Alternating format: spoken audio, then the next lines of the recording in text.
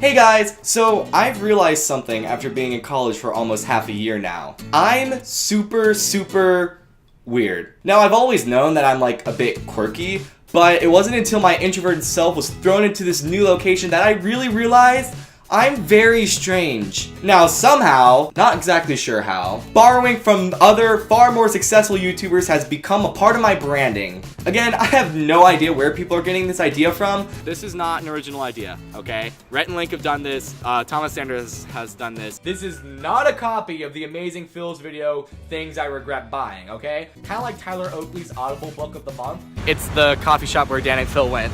But I guess I have to stick to my reputation as the Amy Schumer of YouTubers. So in keeping with my theme of borrowing from other YouTubers, I thought I would borrow a video idea from Dan and Phil for what is definitely the first time ever in the history of my channel. So I've compiled this list of reasons I'm a little weird. Number 1. I've bought stuff from shows I've never even seen. Now some of you will know how this goes. You walk into Hot Topic and you see a really cool shirt from a show that you haven't seen yet, but that you know that once you see it, you'll love it. Well, I'm already here, you think to yourself, and maybe buying the shirt will give me some more motivation to actually go and watch the show. So before you know it, you're out $20 and wearing a House Stark shirt despite never seeing a single episode of Game of Thrones in your life. Wait, you're telling me I'm the only one who's done this? Great.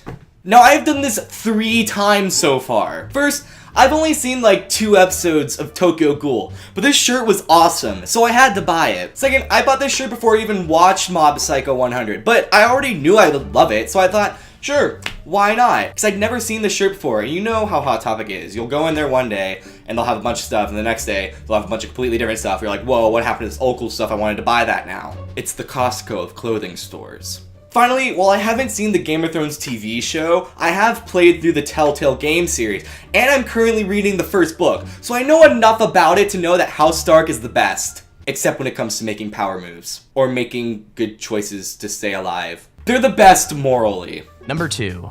I am awful at casual conversations. Those of you who are in college and socially awkward, like me, will probably relate to this. I'm in that weird subsection of introverts who like to socialize, but aren't good at it. Now, I don't mean I'm a little awkward at socializing. No, I have no idea what the heck I'm doing and everything is complete guesswork. If you come across me and think that I'm a good socializer, it's most likely due to the fact that the odds are in my favor, not down to any semblance of personal skill whatsoever. The worst is when it's those casual passing conversations. You know, like when you pass someone you know in the hall and you're like, hey, how are you? How are your classes going? Getting good grades? Cool. Bye.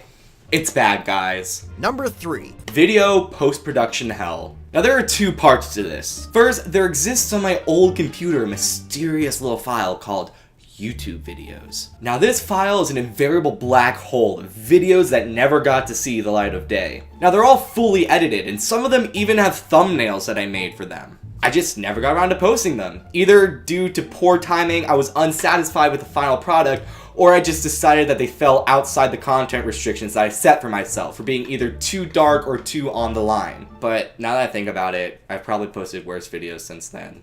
Ooh, that's creaming really nice.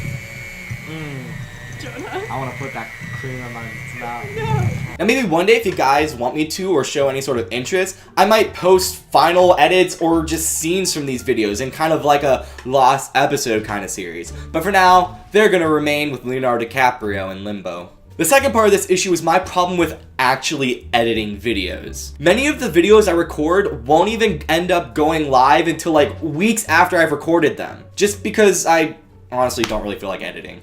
Along with these late releases, there are also several videos I recorded, like a TV theme challenge, a second episode of Food Wars, and even some more Let's Plays that I just never finished editing. Either because I was unsatisfied with them and I couldn't reshoot them, or I just didn't feel like editing them. I'm really lazy. Number 4. I'm uncomfortably nerdy. Some people are uncomfortably flamboyant, some people are uncomfortably emo, and some people are uncomfortably nerdy. I'm like a bizarre mixture of all 3.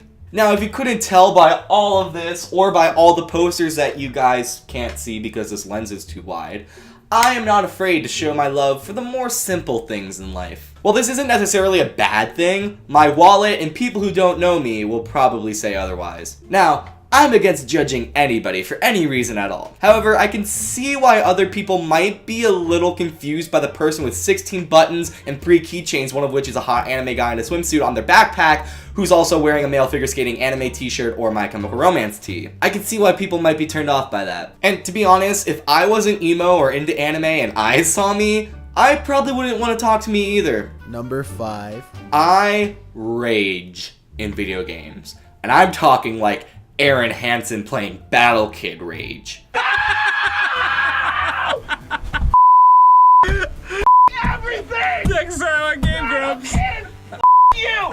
Sit back in! Go like damn you piece of hairy garbage! Now, while a lot of people do this, that doesn't make it any less of a problem. First off, video games aren't real, and losing them has absolutely no effect on real life whatsoever. So there's absolutely zero reason to get so upset by losing a video game. Second, I'm pretty sure everybody who lives in my building wants to kill me now.